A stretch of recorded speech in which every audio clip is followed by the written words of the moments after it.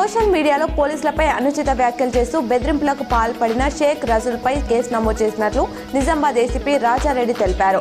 Bail షరతులను ఉల్లంఘించి సాక్షులను బెదిరించినందుకు, బెయిల్ రద్దు కోసం కోర్టుకు సత్ప్రవర్తన షరతులు అతిక్రమించినందుకు ₹5 లక్షల జప్తు కోసం మెజిస్ట్రేట్కు లేఖ పెట్టామన్నారు.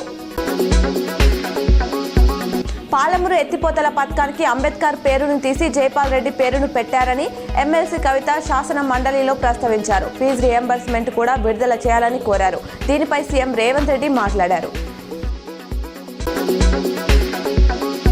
నిజామాబాద్ జిల్లాలో ఎండలు దంచి కొడుతున్నాయి. దీంతో జిల్లాలో గరిష్ట ఉష్ణోగ్రతలు నమోదవుతున్నాయి. బుధవారం 40.9 డిగ్రీల సెల్సియస్గా నమోదైంది. కోటగిరి 40.9, జగరన్పల్లి 40.7, ఎర్రగడ్ల ఎడపల్లిలో 40.6, వేంపల్లి, నిజామాబాద్ సౌత్ దర్పల్లిలో 40.5, మోస్రా కొండూరులో 40.4, పెరికిట్లో 40.4, మల్కాపూర్ ముప్కాల్లో 40.3, మంచిపాడ్ 40.2, గొప్పన్పల్లిలో 40.1 డిగ్రీల సెల్సియస్ ఉష్ణోగ్రత నమోదైంది.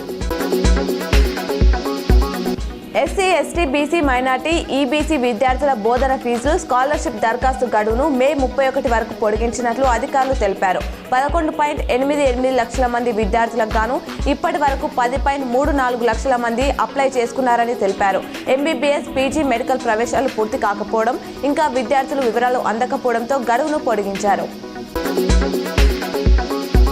మోపాల్ మండలంలోని ఇందూర్ తిరుమల క్షేత్రంలో చిన్నారులు చేసిన నృత్యం అలరించాయి. గత వారం రోజుల పాటు నర్సింపల్లి, ఇందూర్ తిరుమలలో బ్రహ్మోత్సవాలు ఘనంగా నిర్వహించారు.